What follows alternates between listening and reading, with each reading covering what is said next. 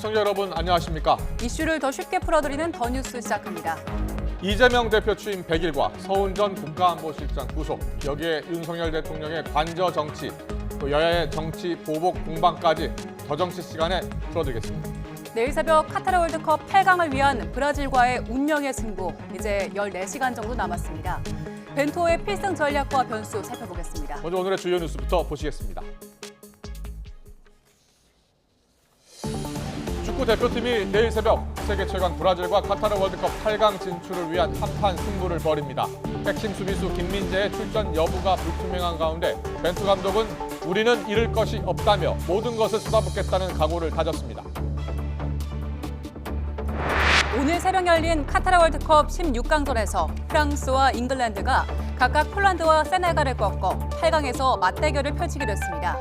이번 대회 돌풍의 주역 일본도 내일 새벽 크로아티아와 16강전을 치릅니다. 정부가 업무 개시 명령서를 받은 화물연대 조합원들에 대해서 업무 복귀 여부를 파악하는 현장 조사에 들어갔습니다. 철강과 정유 부문에 대해서도 업무 개시 명령 준비에 들어갔지만 화물연대는 강경 투쟁을 이어간다는 방침이어서 강대강 대치가 이어지고 있습니다. 이번 주 정기국회 종료를 앞두고 여야가 내년도 예산안 통과를 위한 막판 협상을 이어가고 있습니다. 그러나 이상민 행안부 장관 거취와 서훈 전 안보실장 구속을 두고 격하게 대립하고 있어 해법을 찾기 쉽지 않은 상황입니다.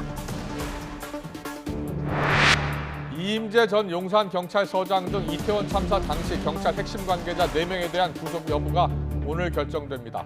특별수사본부는 추가 구속영장 신청을 검토하고 있는데 오늘 법원의 판단이 가늠자가 될 것으로 보입니다. 서울의 한 아파트에서 열 배관이 파손돼 18,000여 가구의 난방 공급이 중단됐습니다. 긴급 복구 작업을 벌이고 있지만 올겨울 최강 한파 속에 주민 불편이 빚어지고 있습니다. 지난달 24일 시작된 화물연대 파업이 오늘로 열 이틀째가 됐습니다. 정부와 화물연대가 양보 없는 대치를 이어가면서 철강, 정유업계 등 산업 현장 피해는 눈덩이처럼 불어나고 있습니다. 현장 연결합니다. 이윤재 기자. 네, 경북 포항 철강산업단지 입구에 나와 있습니다. 네, 이윤재 기자가 나가 있는 곳, 철강업체 피해가 커지고 있다고요? 그렇습니다. 제가 있는 곳은 다른 지역에서 포항 철강산업단지로 들어서는 길목입니다. 이곳에서도 화물연대 노조원들의 농성이 이어지고 있습니다. 뒤로 보이는 것처럼 다리 아래쪽에 천막을 치고 노조원들이 3-4-5 모여있는 모습을 확인할 수 있습니다. 또 반대편에는 경찰이 이런 노조원들의 활동을 지켜보는 모습도 확인할 수 있습니다. 포항은 우리나라 철강산업의 중심지라 해도 과언이 아닙니다. 물동량도 전국에서 5번째로 많은 곳인데요. 포항시는 화물연대 파업으로 물류가 멈추면서 포항 지역 기업들의 피해 금액이 1,700억 원이 넘는 것으로 추산했습니다. 이번 주부터는 파업 전에 확보한 원자재가 소진돼 생산 차질도 본격화할 것으로 우려됩니다. 원자재가 남아있어도 만든 물건을 쌓아둘 곳이 없어 골치를 앓는 기업도 많습니다. 이 때문에 경상북도와 포항시는 장기 방치된 폐 공장을 임시 야적장으로 활용하도록 하고 이를 지원하는 방안을 검토하고 있습니다. 철강 제품 출하가 막히면서 경북 지역 건설 현장 가운데 공사 자재를 공급받지 못하는 곳도 상당수인 곳으로 알려졌습니다. 네, 철강 산업 외에도 다른 업종 피해가 심각하죠? 네, 대표적으로 주유소 정유업계입니다. 어제 오후 2시를 기준으로 기름이 동난 주유소가 전국에 모두 88곳으로 확인됐습니다. 그제보다 14곳 늘어난 건데요. 휘발유나 경유를 비롯한 석유 화학 제품 출하가 어려워지면서 일부 업체는 감산까지 고려한 것으로 전해졌습니다. 다만 일부 화물 차주가 복귀한 영향으로 전국 항만의 컨테이너 반출입량은 파업 초기보다 조금 늘었습니다. 또 정부 업무 개시 명령 발동 효과로 시멘트 업계 출하량은 조금씩 회복하고 있습니다. 하지만 물류 전망이 밝지만은 않습니다. 화물연대는 요구안이 받아들여질 때까지 파업하겠다고 나섰고 화물연대를 포함한 민주노총은 내일 총파업을 예고했습니다. 또 국가인권위원회에 정부의 업무 개시 명령이 기본권 침해라는 의견을 표명해달라는 진정서를 내기도 했습니다. 정부는 정유와 철강 분야에 추가로 업무 개시 명령을 준비하는 등 강경 대응을 이어가고 있습니다. 양측이 강대강 대치를 반복하는 가운데 국제노동기구 ILO는 화물연대 파업과 관련해 우리 정부에 공문을 보냈습니다. 민주노총은 이를 두고 우리 정부의 업무 개시 명령 발동과 관련해 긴급 개입 절차가 시작된 것이라고 해석했고, 정부는 업무 개시 명령에 대한 의견을 요청한 것일 뿐이라고 일축했습니다. 지금까지 포항 철강산업단지 입구에서 YTN 이윤재입니다. 정부는 오늘부터 업무 개시 명령서를 송달받은 화물연대 조합원들이 업무에 실제로 복귀했는지 따지기 위한 현장 조사를 진행하고 있습니다. 공정위도 지난주 무산됐던 현장 조사에 다시 나섰습니다. 취재 연결합니다. 최기성 기자. 네, 경계부입니다. 네, 정부가 지금 협상 대신에 화물연대를 전방위로 압박하는 쪽으로 대응하고 있다고 보면 되는 겁니까? 네, 우선 국토교통부가 오늘부터 업무 개시 명령서 이행 여부 파악 2차 현장 조사에 들어갔습니다. 대상 업체는 모두 44개, 화물차주는 455명입니다. 국토부는 명령서를 받았는데도 미복귀하면 운행정지 같은 행정처분을 내리겠다는 방침입니다. 여기에 운송거부 화물차주는 유가보조금 지급을 1년 동안 받을 수 없도록 하는 방안을 추진하는 등 재정적으로도 압박하고 있습니다. 원희룡 국토교통부 장관은 부산에 있는 건설 현장을 점검하기도 했습니다. 공정위는 화물연대 현장 조사를 재시도 중입니다. 화물연대가 소속 사업자에게 파업 동참을 강요해서 운송을 방해한 행위를 사업 담합이라고 공정위는 보고 있습니다. 양측이 대치를 이어가고 있지만 아직 화물연대와 국토부의 3차 교섭 날짜는 잡히지 않고 있습니다. 만나기 위해서 일정을 조율하는 일도 이뤄지지 않고 있습니다. 정부는 지금 업무 개시 명령 발동 이후에 물류 동향이 회복세를 보이고 있다라고 보고 있다고요? 네, 국토부는 어제 기준 전국 12개 주요 항만 밤 시간대 컨테이너 반출입량이 지난주 월요일에 188% 수준이라고 주장했습니다. 또 업무 개시 명령 적용 대상인 시멘트는 평시에는 일요일 출하가 없는데도 불구하고 어제는 긴급 출하 물량을 중심으로 2만 4천 톤 출하됐다고 밝혔습니다. 이번 파업과 관련해 국토부는 시멘트 운송 차량의 기존 최대 적재 중량을 초과해서 수송할 수 있도록 임시 통행 허가도 내주고 있습니다. 기존 최대 적재 중량이 26톤인 차량은 30톤까지 높일 수 있게 된 겁니다. 이에 대해 화물연대는 안전과 직결되는 불법인 과적을 용인하는 것은 법과 원칙에 어긋나는 행위다라는 입장입니다. 지금까지 경제부에서 전해드렸습니다. 국민의힘과 더불어민주당이 내년도 예산안 막판 협상에 나섭니다. 국민의힘은 민주당이 예산안을 볼모로 잡고 있다고 비판을 했고, 더불어민주당도 내년 예산안 단독 수정안 제출을 시사하면서 여당의 태도 변화를 촉구하고 있습니다. 국회 연결합니다. 김수환 기자.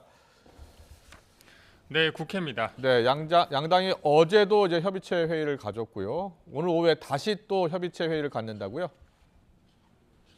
네, 양당 정책위 의장과 예결위 간사들은 오후 2시부터 다시 모여서 논의를 이어갑니다. 핵심은 윤석열 표 예산 감액과 이재명 표 예산 증액을 어느 정도에서 조율할지인데요.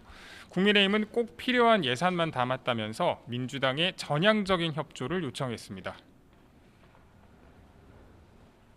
국민께서 위임해 주신 윤석열 정부의 첫해 나라 살림살이 가계부가 민주당에 의해 발목이 잡혀 있습니다. 반면 민주당은 정부와 여당이 이른바 윤심만 바라보며 협상에 성의 없이 나서면 단독 수정안 제출도 적극 검토할 거라고 못 박았습니다. 집권 여당이 나라 예산을 주머니 속에 공깃돌로 취급하는 태도에 깊은 유감을 표합니다. 오늘까지 타결이 되지 않으면 내일부터 원내대표들이 만나서 정기국회 안에 일괄 처리를 위한 최종 단판을 짓게 되는데, 민주당이 이상민 장관에 대한 해임 건의안을 넘어 탄핵소추안 제출도 검토하고 있는 상황이라 난항이 예상됩니다. 네, 오늘로 민주당 이재명 대표 취임 100일을 맞았는데요. 이 대표는 오늘 어떤 메시지를 내놨습니까? 네, 이재명 대표는 최고위 회의 모두 발언에서 윤석열 정부를 매섭게 비판하며 날을 세웠습니다. 정권의 불공정한 권력 행사, 부당한 권력 남용이 우리 사회를 두려움과 불안으로 밀어넣고 있다는 겁니다. 이 정권은 무능, 무책임, 무대책으로 민생경제 파탄, 국민 안전 위협, 정부 여당에 경고합니다. 국민과 역사를 두려워하십시오. 반면 국민의힘은 본인 우선 사법 면피 제일주의 실천에만 매진한 100일이었다고 비판했습니다. 그러면서 이재명 대표에 대한 사법 리스크가 현실화하는 가운데 내년도 예산을 볼모로 잡은 이 대표 방탄이라고 주장했습니다. 민주당은 입만 열면 가장 중요한 것은 민생이라고 주장해 왔습니다. 지금 민주당에게 중요한 것이 민생 살리기입니까? 그분 살리기입니까? 민주당은 선을 넘지 마시기 바랍니다. 주호영 원내대표도 지난 100일간 민주당은 169석의 힘으로 조악한 법, 헌법에 반하는 법, 국민에게 도움이 안 되는 법안들을 밀어붙일 뿐이라며 평가절하했습니다. 지금까지 국회에서 YTN 김승환입니다. 이태원 참사와 관련해 이임재 전 서울 용산경찰서장 등 경찰 피해자 4명이 오늘 구속 갈림길에 섭니다. 이르면 오늘 밤 늦게 이들의 구속 여부가 결정될 걸로 보이는데 그 결과에 따라 앞으로의 수사 방향도 판가름 날 거란 관측이 나옵니다. 현장에 취재기자 나가 있습니다. 윤성훈 기자. 네, 경찰청 특별수사본부에 나와 있습니다. 이임재 전 서장 등에 대한 구속영장 실질 심사 지금 진행되고 있는 겁니까? 네, 이임재 전 서장 등 경찰 간부 4명에 대한 구속영장 실질 심사가 조금 전인 오후 2시부터 서울 서부지방법원에서 진행되고 있습니다. 이임재 전 서장은 피의자 신문 1시간 전에 일찌감치 출석해 취재진을 피한 것으로 전해졌습니다. 앞서 특수부는 지난 1일 이임재 전 서장과 박성민 전 서울경찰청 공공안녕정보 외사부장, 용산서 정보과장과 112 상황실장에 대해 구속영장을 신청했습니다. 이임재 전 서장과 전 용산서 112 상황실장에게는 업무상 책임을 다하지 않아 인명피해 규모를 키운 혐의가 적용됐습니다. 이들은 헬로윈 축제 전 이미 대규모 인파가 몰릴 것으로 예상됐는데도 대비를 소홀히 하고 참사 당시에도 부적절한 조치를 한 혐의를 받습니다. 박성민 전 서울청 정보부장과 전 용산서 정보과장은 경찰 압수수색에 대비해 사전에 작성된 헬로윈 관련 정보 보고서를 삭제하라고 부하에게 지시한 혐의를 받습니다. 또 경찰은 이들이 입을 맞추는 등 증거인멸 가능성을 우려하고 있습니다. 주요 피의자들은 피의자 신문에서 혐의를 부인할 것으로 예상됩니다. 결국 이들의 혐의와 증거인멸 우려를 법원이 얼마나 받아들이는지에 따라 영장 발부 여부가 판가름 날 것으로 보이는데요. 이르면 오늘 밤 늦게 구속 여부가 결정될 것으로 예상됩니다. 주요 피의자에 대한 신병 확보에 성공할 경우 윗선 등을 향한 특수본 수사도 힘을 받게 될 전망입니다. 때문에 오늘 결정되는 주요 피의자의 구속 여부가 지금까지 특수본 수사의 중간평가 역할을 하면서 앞으로 수사 방향도 가를 것으로 보입니다. 경찰은 수사 대상을 넓히고 있다고요?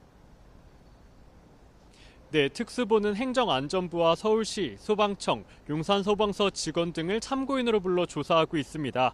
행정안전부와 서울시 등 이른바 윗선 수사를 위한 본격적으로 수사에 돌입했다는 풀이가 나옵니다. 이와 함께 경찰 등 3명을 추가로 입건하면서 입건자는 21명으로 늘어났습니다.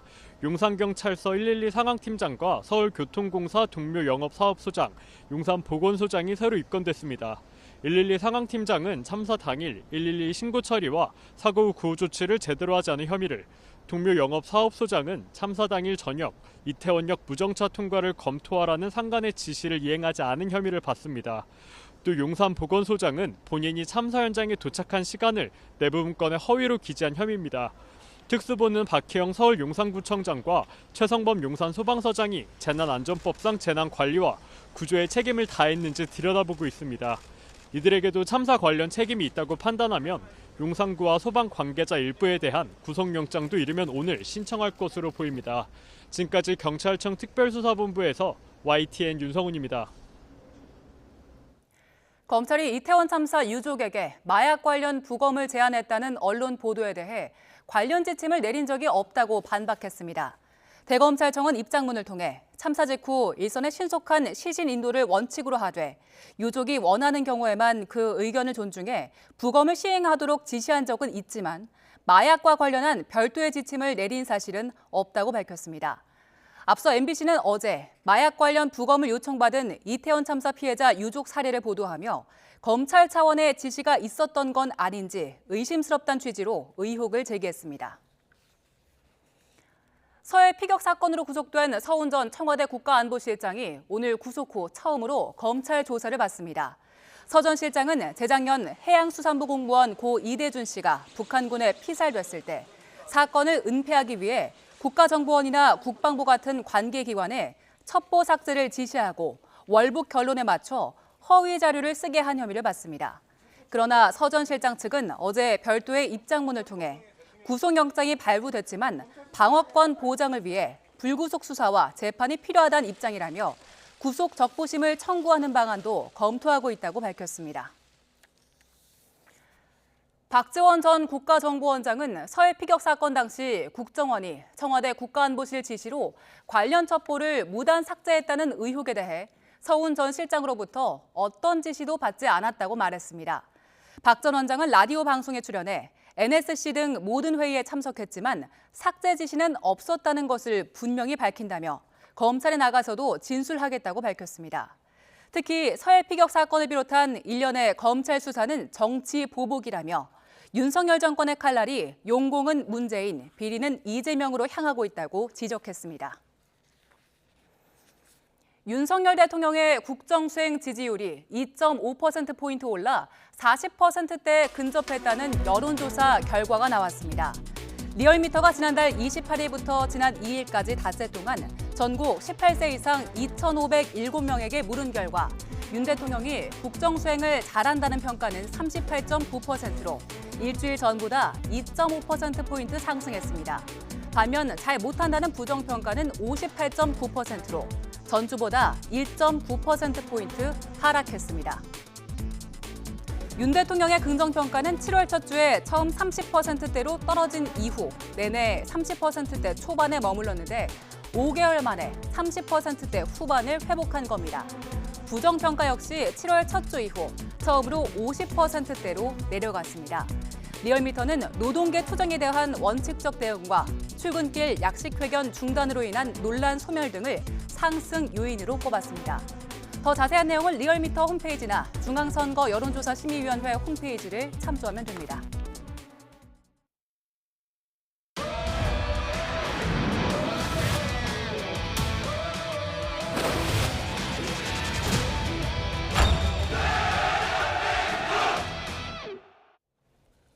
(12년) 만에 월드컵 16강 진출을 일궈낸 우리 축구 대표팀이 세계 최강 브라질과 맞붙을 준비를 모두 마쳤습니다. 이미 도하의 기적을 쓴 우리 선수들은 후회 없는 한판 승부를 다짐했습니다.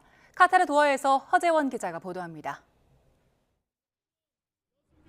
꿈만 같았던 16강 진출 확정의 기쁨을 뒤로하고 축구대표팀 선수들이 다시 그라운드 위에 섰습니다.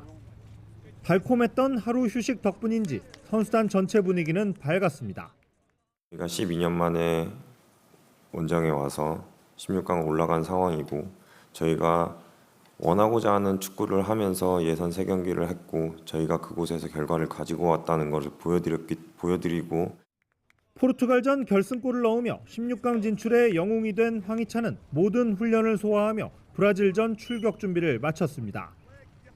하지만 포르투갈전에 뛰지 못했던 김민재는 홀로 자전거를 타며 부상 재활에 집중했습니다. FIFA 랭킹 1위 브라질이 자랑하는 호화 공격진 히샬리송과 비니시우스, 하피냐 등을 막아내려면 김민재의 빠른 회복이 어느 때보다 절실합니다.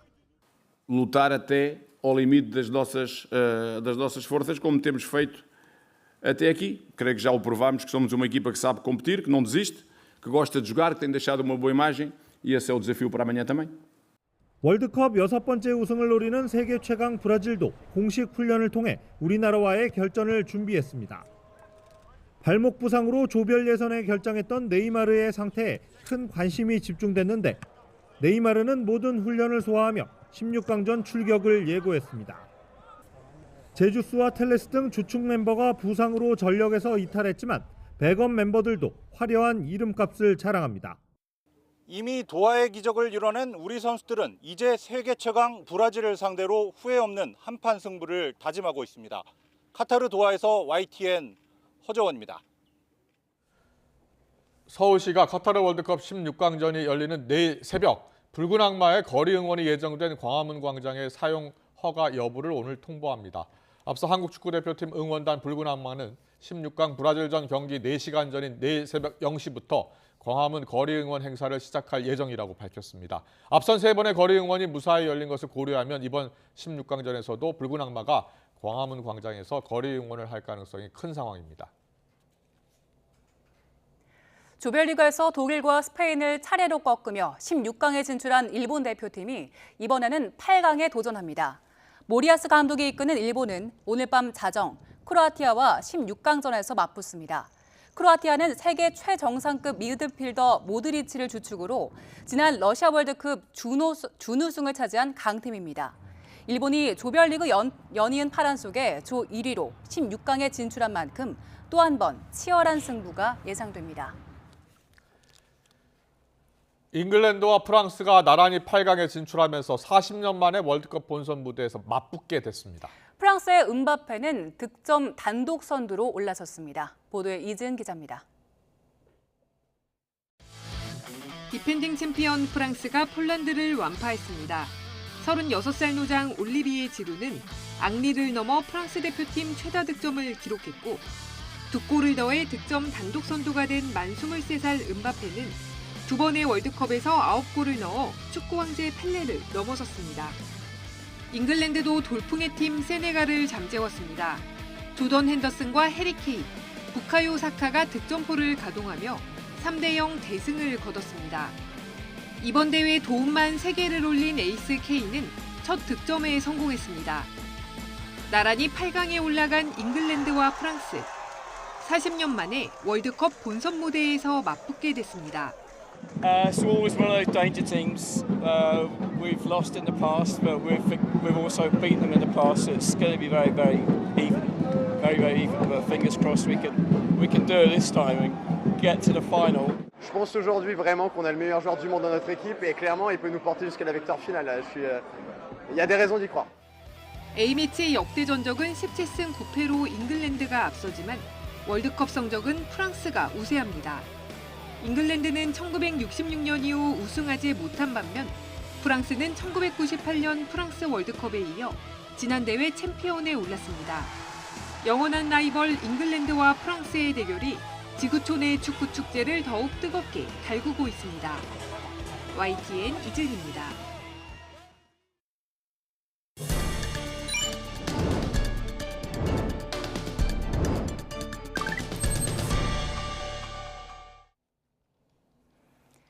(12년) 만에 16강 진출을 이뤄낸 우리 선수들. 어떤 포상을 받을까도 관심이죠. 대한축구협회는 지난 5월에 포상금 지급 기준을 미리 확정해놨습니다. 기준 따라 계산을 해보죠. 먼저 월드컵 최종 엔트리에 들면 기본 포상금 2천만 원을 받고요. 1승당 3천만 원, 그리고 무승부는 1천만 원인데 우리 대표팀은 1승 1무를 기록했으니까 기본 포상금을 포함해서 6천만 원을 받게 되겠죠. 여기에 16강 진출 포상금 1억 원을 포함해서 총 1억 6천만 원을 확보한 셈입니다. 자, 여기서 내일 브라질을 이기고 8강에 오르면 포상금은 2억 9천만 원으로 올라갑니다. 물론 우리 선수들 포상금 때문에 열심히 하는 건 아니겠죠. 끝까지 다치지 않고 최선을 다하는 모습이 더 중요할 것 같습니다. 세계는 우리나라 12번째 선수인 붉은 악마 응원단도 주목하고 있습니다. 경기장을 뚫고 나온 뜨거운 응원 열기는 수치로도 확인할 수 있는데요. 조별리그 40경기의 관중석 소음 측정한 결과를 한번 볼까요? 자, 1위는 우리나라와 우루과이가 맞붙은 1차전의 소음이었습니다. 131데시벨이었고요. 2차전인 가나전 역시 122데시벨로 4위를 기록했습니다. 피파에서도 응원 소리가 마치 락 콘서트장의 소리와 맞먹는 수준이었다면서 우리나라 응원단의 목청에 찬사를 보냈습니다. 하지만 이 기록은 다시 바뀔 가능성이 큽니다. 우리가 포르투갈을 2대1로 물리치면서 16강 진출을 확정한 조별리그 최종전의 소음 측정 결과는 여기에 반영되지 않았기 때문인데요. 우리 황인범 선수도 함성 소리가 너무 커서 마치 상암 월드컵 경기장에서 뛰는 줄 알았다며 너스레를 떨었는데요. 함께 들어보시죠. 오늘 경기하는데 진짜 거짓말 조금 못해서 상암에서 하는 줄 알았어요. 진짜 한국에서 하는 줄 알았을 정도로 응원을 너무 많이 해주시고 또 한국에서도 얼마나 많은 분들의 함성 소리가 들렸을지 예측이 돼서 네, 그럼 여기서 우리 벤투호의 브라질전 필승 전략을 살펴보겠습니다. 도하의 기적을 이뤄낸 우리 태국 전사들이 세계 1위 브라질과의 운명의 승부에서도 꼭 승리했으면 좋겠는데요. 네, 이제 14시간도 남지 않았습니다. 김영범 축구 해설위원과 함께 브라질전 경기 전망해 보겠습니다. 어서 오세요. 안녕하세요. 안녕하십니까. 이제 몇 시간 남지 않았습니다. 근데 상대가 피파 랭킹 1위 브라질입니다. 선수들이 약간 부담을 갖지 않을까 걱정도 되는데 내일 경기 어떻게 전망하세요?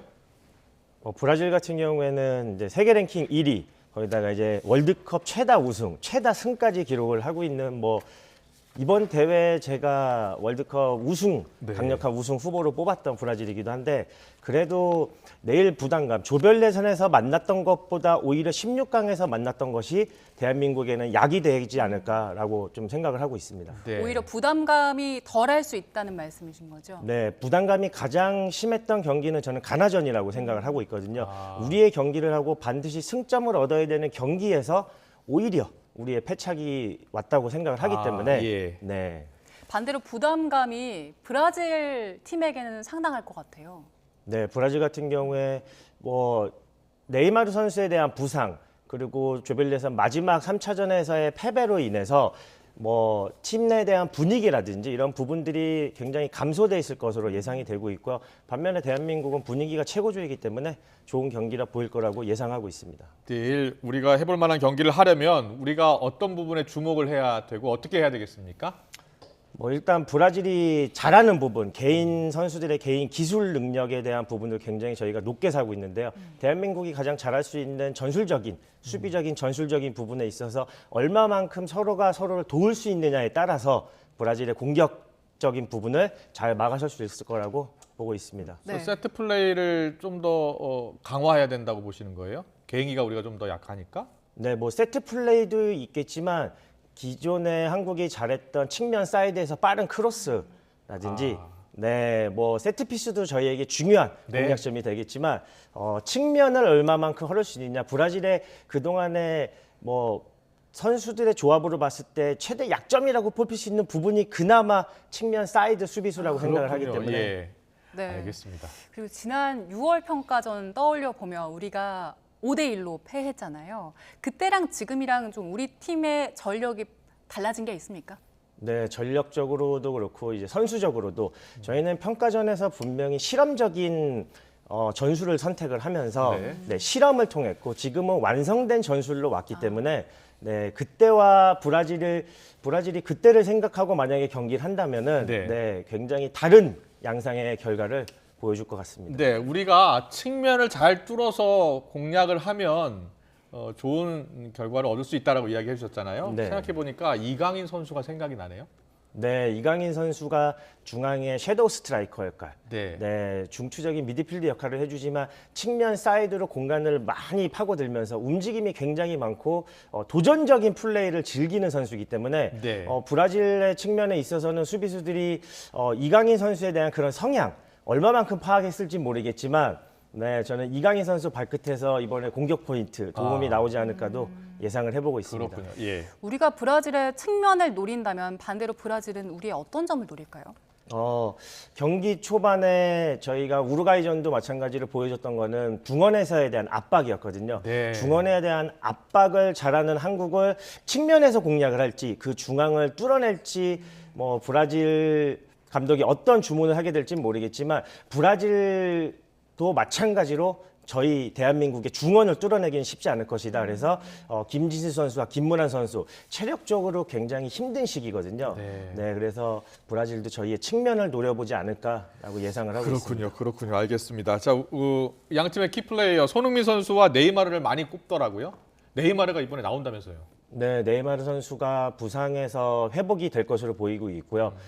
브라질 대표팀 감독도 출전에 대한 예상을 하긴 했지만 그래도 2차전, 3차전을 치르지 못하면서 사실 3차전에 후반전에 조금이라도 투입이 됐다면 컨디션을 확인해 볼 수 있었을 텐데 이번 16강전에 나온다고 하더라도 저는 경기력적인 부분에 있어서 얼마만큼 도움이 될지 모르겠지만 쉽지 않은 네, 대한민국 수비진을 뚫어내기에는 쉽지 않은 출전이라고도 보고 있습니다. 네이마르 선수 사진 찍힌 거 보니까 휴대폰 그 배경 화면에 우승 트로피를 해놓고 있더라고요. 그만큼 의지가 강한 것 같은데 근데 지금 발목 부상이 굉장히 심각하다고 들었어요. 선수로 뛰어보셨으니까 발목 같은 곳에 부상을 입고 경기에 나가게 됐을 때 경기에 어느 정도나 영향을 미칩니까? 제 예상으로는 지금 네이마르 선수는 경기에 출전한다는 것 자체가 참고 뛴다라는 개념이 더 맞을 것 같아요. 저희 축구 선수들은 항상 정상적인 몸 상태에서 뛰는 것보다 항상 부상을 안고서 감수를 하고 뛰고 있기 때문에 그러한 부분들을 우리가 또다시 부상을 만들어내기 위해서 공략해야 되는 부분은 아니지만 조금 더 강한 몸싸움을 통해서 좀 부담을 가질 수 있는 강력한 수비력을 보여준다면 네이마르 선수의 그런 개인 능력에 대한 부분들도 잘 막아설 수 있을 것으로 보고 있습니다. 네. 그리고 브라질 공격의 핵으로 꼽히는 선수가 히샬리송 선수입니까? 네, 지금 전방에서 조별리그에서 이제 굉장한 두 골을 보여주면서 어떻게 보면은 지금 브라질 공격팀의 득점포가 아쉬운 부분이 있었는데 히샬리송 선수가 그 부분을 잘 보여주고 있고요. 손흥민 선수와 같은 소속팀에 있기 때문에 아무래도 그렇다면서요. 저희 김민재 선수라든지 김영건 선수에게 히샬리송 선수에 대한 약점을 손흥민 선수가 잘 알려주지 않았을까 또 그렇게 예상해보고 있습니다. 알겠습니다. 이 히샬리송 선수가 후반전에 골을 2개 넣었잖아요. 그리고 지금 스위스전에서도 한 골을 후반전에 넣었어요. 그러니까 브라질 징크스가 전반에는 골이 없다는 점이었는데 우리가 이 점도 좀 공략해보면 좋을까요? 네, 강자에 대한 익숙함이라고 할까요? 경기 초반부터 굳이 강하게 하지 않아도 상대를 언제든지 제압할 수 있다는 자신감이 있는 것으로 보여지고 있는데 저는 그 부분이 오히려 대한민국이 가져갈 수 있는 강점. 분명히 시간은 우리의 편이라고 생각을 하고 있거든요. 시간이 흐를수록 상대가 대한민국을 뚫어내기 위해서 조직력을 무너뜨리면서까지 공격에 가담을 하는 형태가 나왔을 때 후반전 30분 이후에는 대한민국의 시간이 될 것이다 라고 보고 있습니다. 알겠습니다. 기대를 해보겠습니다. 자, 우리 김영범 위원께서는 현역 때 포지션이 미드필더였죠? 네, 지금 손흥민 선수와 황희찬 선수가 뛰었던 사이드 미드필드를 보았습니다. 이번 경기에서 미드필더 역할이 상당히 중요하잖아요. 네, 아무래도 손흥민 선수의 역할적인 부분에 있어서 공격적인 부분이 저희가 조금은 보지 못했던 부분들이 사이드 윙어에 있는 선수들이 얼마만큼 내려와서 수비적인 역할을 해주느냐에 따라서 저희가 무실점에 대한 경기 초반에 실점을 하지 않을 수 있었던 이유. 그래서 팀 전체적인 밸런스를 잘 맞춰줬던 손흥민 선수였다면 이번 16강에서는 조금 공격적인 모습, 이제는 개인 능력에 의한 득점을 노릴 수 있는 모습을 16강전에는 볼 수 있을 것 같습니다. 네. 그리고 우리 벤투 감독 지난번에는 포르투갈전을 이제 경기 관중석에서 봐야 했지만 오늘은 감독석으로 돌아올 수 있잖아요. 어떤 구상을 가지고 있을까요? 네, 축구라는 게 흐름이라는 게 있는데 그 흐름 안에서 우리가 물러서야 될 때와 우리가 전방을 압박해야 될 때 이러한 타이밍을 선수들이 경기장 안에서 인지를 하는 것은 굉장히 힘든 일이거든요. 감독이 빠르게 바깥에서 파악을 하고 선수들에게 전달을 해서 그 흐름에 맞는 전술, 그거를 빠르게 가져갈 수 있다라는 장점을 이번 브라질전에서 벤투 감독이 보여줄 것 같습니다. 알겠습니다. 그리고 보니까 미국의 데이터 업체가 우리나라가 이길 확률을 23% 정도로 예측했더라고요. 너무 적은 거 아닙니까? 네, 객관적인 전력 그리고 선수들에 대한 몸값 여러 가지 측정이 되겠지만 16강에 들어온 만큼 단판 승부에서 벌어질 수 있는 많은 변수들이 있기 때문에 확률이 다만 1%만 된다라고 하더라도 우리의 승리에 갈 수 있는 퍼센티지가 있는 거기 때문에 긍정적으로 바라보고 있습니다. 알겠습니다. 네, 그리고 제가 앞서 말씀을 드렸는데 피파 조별리그 40경기 중에서 함성 소리가 제일 컸던 게 우리나라랑 우루과이전이었다고 해요. 그러니까 우리 붉은 악마들 함성 소리가 대단하다는 건데 오늘도 붉은 악마들이 힘을 좀 줄 수 있을까요? 네, 브라질 경기를 봤지만 브라질 관중들도 굉장히 많이 오더라고요. 경기장 내부에서는 선수들이 싸우고 있고요. 경기장 외부 관중석에서는 우리 팬들이 또 승부를 펼친다고 봤을 때 그 승부는 반드시 우리 붉은 악마가 승리를 할 것이라고 보고 있습니다. 네, 그 함성을 들으면 실제로 경기장 내에서 힘이 나죠? 네, 그럼요. 저희 2002 월드컵이 한국에서 벌어지면서 우리가 홈에 대한 어드밴티지를 받았듯이 이번 브라질전에서도 대한민국 팬들의 함성이 곧 우리의 홈으로 홈 경기장이 된 것처럼 만들어준다라고 하면은 선수들에게는 더욱더 큰 힘이 될 것 같습니다. 네. 우리가 포르투갈전에서 정말 대단한 경기를 했잖아요. 거기서 우리가 반면교사로 삼아야 될 것 어떤 게 있을까요? 포르투갈전 저희가 완벽하게 약자의 입장에 서서 경기를 했다라고 저는 예상을 하고 있어요.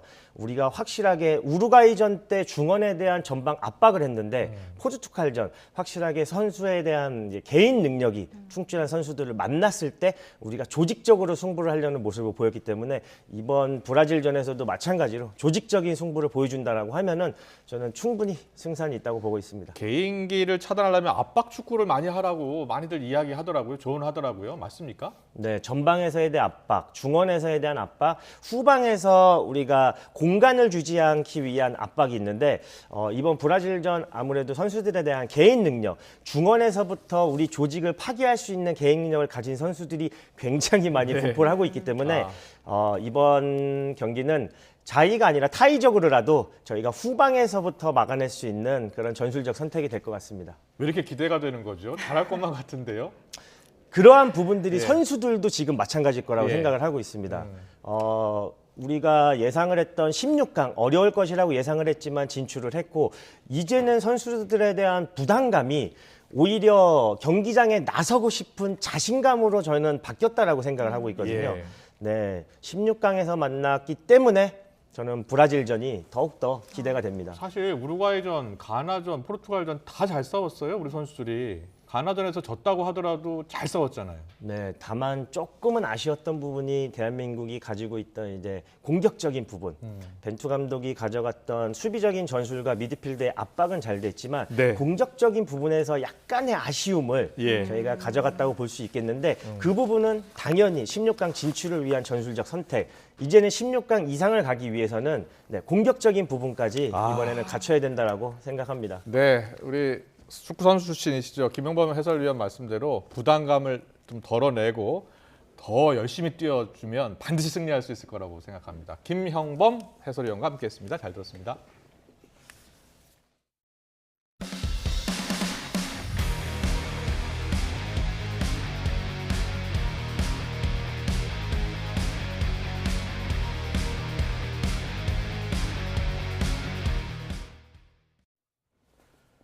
네, 내일 새벽 브라질과의 월드컵 16강전 때도 새벽 거리 응원이 펼쳐질 것으로 보이는데요. 네, 영하권 추위에 서해안에는 눈이 내린다고 합니다. 자세한 날씨 알아보겠습니다. 정혜연 기자. 네, 문화생활과학부입니다. 네, 일단 내일부터 강추위가 누그러들 것으로 보여서 한파특보는 해제가 됐는데요. 그래도 새벽에는 여전히 영하권이죠. 네, 그렇습니다. 시기가 초겨울인 만큼 한파가 주춤해도 추위는 여전합니다. 내일 경기는 우리 시각으로 새벽 4시에 시작되는데요. 서울 광화문을 중심으로 기온을 살펴보면 새벽 3시부터 오전 6시까지 기온은 영하 3도, 체감온도 역시 영하 3도 정도입니다. 날씨는 흐리거나 구름 많은 날씨를 보이겠고요. 경기 남부와 서해안에는 눈이 내릴 것으로 보입니다. 따라서 영하권 추위에 대비한 복장 갖추시고 서해안 지역에서는 안전사고에도 주의가 필요하겠습니다. 네, 또 브라질과 우리나라의 16강전이 열리는 카타르 도하는 우리나라와는 달리 여름 날씨입니다. 한낮에는 29도까지 기온이 올랐다가 경기가 열리는 밤 10시 이후에는 기온이 24도에서 25도 사이를 보이겠는데요.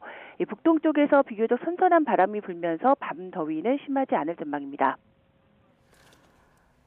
네, 요즘 날씨가 건조해서 산불이 자주 발생하고 있는데 영동 지방에는 양간지풍도 분다고요?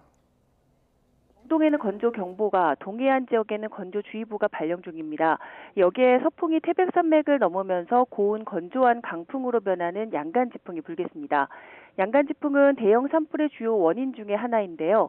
내일 자정 이후부터 바람이 강해질 것으로 예상돼 강풍 예비특보가 내려졌습니다. 기상청은 건조경보에 강풍까지 겹치면서 영동과 동해안에는 산불 위험성이 크다고 밝히고 철저한 대비를 당부했습니다. 지금까지 문화생활과학부에서 YTN 정혜윤입니다. 네, 본격적인 겨울 한파가 시작된 가운데 서울 상계동에 있는 대규모 아파트 단지에 난방 공급이 갑자기 끊겼습니다. 피해 가구가 18,000가구가 넘는데요. 현장에 취재 기자 나가 있습니다. 김근우 기자. 네, 서울 상계동에 나와 있습니다. 아직도 복구 작업이 진행되고 있는 겁니까? 네, 지금 제 뒤로 보시는 것처럼 아직 복구 작업이 한창인 상황인데요. 지금은 노후된 배관, 파손된 배관을 드러내고 새로운 배관을 그 자리에 채워 넣으면서 긴급 복구하는 작업이 이뤄지고 있습니다. 여전히 하얀 수증기가 계속해서 나오고 있는 상황인데요. 이곳 서울 상계동 아파트 단지 주변에 있는 열배관이 파손된 건 오늘 아침 8시쯤입니다. 인근 18,600여 세대에 열을 공급하는 배관이 파손되면서 영하 7도의 한파 속에 온수와 난방이 모두 중단됐습니다. 파손된 열배관은 지난 1996년에 준공된 노후 배관으로 파악됐습니다. 서울에너지공사는 오전 11시 반쯤 물이 샌 부위를 확인했고 파손된 원인이 무엇인지를 조사하고 있습니다. 이번 사고와 관련해 현재까지 인명피해는 접수되지 않았습니다. 인근 주민들은 최초로 수증기가 목격됐을 때 불이 난 줄 알았다고 할 만큼 규모가 컸다고 전했는데요. 직접 들어보겠습니다. 지나가고 있는데 원래 그쪽으로 통과해야 되는데 하얀 연기 같은 게 나길래 처음엔 불이 나는 줄 알았는데 가까이 가서 보니까 수증기가 올라가고 있더라고요. 날씨가 추워서 주민들 불편이 클 것 같은데 복구는 언제쯤 됩니까? 네, 강추위 속에서 18,000여 세대가 이 불편을 겪고 있기 때문에 무엇보다 빠른 복구가 가장 중요할 것 같습니다. 특히 오늘 해가 지고 나면 기온이 다시 영하권으로 떨어질 것으로 예보돼 있기 때문에 빠른 복구가 이루어지지 않는다면 피해는 더 커질 수밖에 없습니다. 우선 서울에너지공사에서는 저녁 8시 정도에 열 공급을 재개하는 것을 목표로 복구 작업을 벌이고 있습니다. 하지만 현장 상황에 따라서는 작업이 더 길어질 수도 있는 상황입니다. 우선 노원구청에서는 복구가 제때 이뤄지지 못하는 상황도 고려해 인근 호텔 객실을 빌려 주민들에게 제공하거나 대강당을 개방하는 방안까지도 검토하고 있습니다. 지금까지 서울 상계동에서 YTN 김근우입니다. 이장호 대전시장과 김태흠 충남도지사가 시도 자체적으로 실내 마스크 착용 의무를 해제하겠다는 입장을 내면서 실행 여부에 관심이 쏠리고 있습니다. 방역당국은 겨울철 독감과 코로나19 동시유행이 진행 중인 상황에서 단일화된 방역체계가 중요하다며 사실상 반대 의사를 명확히 했습니다. 취재기자 연결합니다. 양동훈 기자. 네, 대전입니다. 대전에 이어서 충청남도도 실내 마스크 착용 의무화 조치를 자체적으로 해제하려는 움직임이 있다고요? 네, 대전시 방역당국은 지난달 말 코로나19 중대본에 실내 마스크 착용 의무화 조치를 해제하지 않으면 시 자체 행정명령을 발동하는 것을 검토하겠다는 공문을 보냈습니다. OECD 국가들 대부분이 마스크 착용 의무를 두지 않는다는 점을 고려할 때 이제는 마스크 착용 여부를 시민들의 자발적 판단에 맡겨야 한다고 이장호 시장은 밝혔습니다. 또 아이들이 사람들의 얼굴을 보고 대화하면서 사회성과 언어를 발달시켜야 하는데 마스크 착용 의무화로 인해 성장에도 문제가 생기고 있다고 주장했습니다. 이 시장은 중앙안전대책본부와 협의를 이어가겠다면서도 내년 1월부터는 시 자율적으로 결정하겠다는 입장을 명확히 했습니다. 김태흠 충남도지사도 오늘 실구원장 회의에서 실내 마스크 착용 해제를 적극 검토하라고 지시했습니다. 김 지사 발언 직접 들어보겠습니다. 코로나 예방에 대해서 얼마만큼 효과가 있는지 저는 아직 그 의문입니다. 의문이기 때문에 이 부분을 좀 적극 좀 검토를 좀 해서 좀 이 자율에 맡기는 형태로 가는 것도 바람직스럽다. 일단 방역 당국은 이르다는 입장인데 지자체 자체적으로 이런 걸 해제할 수 있는 겁니까? 이 부분에 대해서는 중대본과 대전시 견해가 엇갈리고 있습니다. 중대본은 지자체가 자체적으로 방역 조치를 강화하는 건 문제가 없지만 완화하려면 중앙방역당국과의 사전협의, 보고가 필요하다는 입장입니다. 반면 이 시장은 방역당국과 협의가 필요한 것은 맞지만 법적으로 볼 때는 지방자치단체 독자적으로 진행해도 문제가 없다고 주장했습니다. 질병관리청은 실내 마스크 착용 의무 해제는 중대본에서 결정할 문제라며 사실상 반대한다는 뜻을 밝혔는데요. 오는 15일 전문가 공개 토론회를 열고 추가 논의를 거쳐 해제 시점을 구체화할 계획이라며 대전시와도 협의를 이어가겠다고 설명했습니다. 정기석 코로나19 특별대응단장 역시 정례 브리핑에서 마스크 착용을 해제할 경우 감염이 확산하고 고위험군에게 치명적일 수 있다고 말했습니다. 또 겨울철 독감과 코로나19가 함께 유행하는 상황에서 단일화된 방역체계가 중요하다고 강조했습니다. 이에 대해 이 시장은 의료기관이나 요양시설 등에서만 마스크 착용 의무를 유지하는 등 보완 대책을 논의하고 있다고 밝혔습니다. 지금까지 대전에서 전해드렸습니다. 최근 원달러 환율 급등을 막기 위해 외환 당국이 달러화를 시중에 풀면서 계속 줄어들던 외환 보유액이 넉 달 만에 늘었습니다. 한국은행이 발표한 외환 보유액 통계를 보면 지난달 말 기준 외환 보유액은 4,161억 달러로 10월 말 4,140억 1천만 달러보다 20억 9천만 달러 증가했습니다. 지난달 미국 달러화가 달러화 지수 기준 약 3.5% 평가 절하되면서 그만큼 미국 달러로 환산한 외화 자산이 늘어난 영향으로 풀이됩니다. 수출 기업 10곳 가운데 9곳은 금리 인상으로 자금 조달이 어려워진 현 상황이 6개월 안에 개선되긴 어렵다고 보는 걸로 나타났습니다. 전국경제인연합회가 국내 주요 수출 기업을 대상으로 조사한 결과 응답자의 90%가 향후 6개월 이내에 자금 조달 사정이 개선되기 힘들 것으로 전망했습니다. 특히 철강과 일반 기계, 자동차 업종은 지난해보다 자금 사정이 나빠진 기업 비중이 전체 업종 평균보다 높은 것으로 조사됐습니다. 중소기업 근로자 가운데 비정규직 비중이 40%를 웃도는 것으로 나타났습니다. 통계청 자료를 보면 종사자 300명 미만인 중소기업에 올해 8월 기준 비정규직 근로자는 767만 9천 명으로 집계됐습니다. 전체 중소기업 근로자에서 비정규직이 차지하는 비중은 41.1%로 2년 연속 40%를 웃돌았습니다. 격차는 관련 통계를 작성한 지난 2003년 이후 가장 컸습니다. 오늘도 계절의 시계에는 한겨울을 가리키고 있습니다. 현재 서울 기온은 0.6도로 영상권을 보이고 있지만 여전히 예년보다는 5도가량 낮습니다. 또한 찬바람에 체감 온도는 영하 3도 선까지 떨어져 있는데요. 해가 지고 나면 기온이 다시 영하권 추이를 보이겠습니다. 특히 오늘 밤에서 내일 새벽 사이 카타르 월드컵 16강전 응원 가시는 분들은 옷차림에 더욱더 신경 써주셔야겠는데요. 거리 응원이 펼쳐지는 새벽 3시부터 6시 사이 서울 기온이 영하 3도, 체감 온도도 영하 3도 선까지 떨어지겠습니다.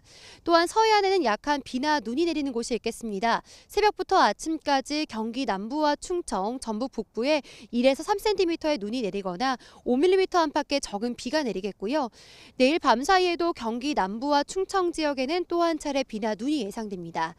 내린 비나 눈으로 도로가 무척 미끄러울 것으로 보입니다. 안전사고에도 각별히 주의해 주시기 바랍니다. 내일 아침 기온은 오늘보다 조금 높겠지만 여전히 예년 기온을 1에서 3도가량 밑돌며 춥겠습니다. 서울과 대구, 광주는 영하 3도, 춘천은 영하 7도까지 떨어지겠습니다.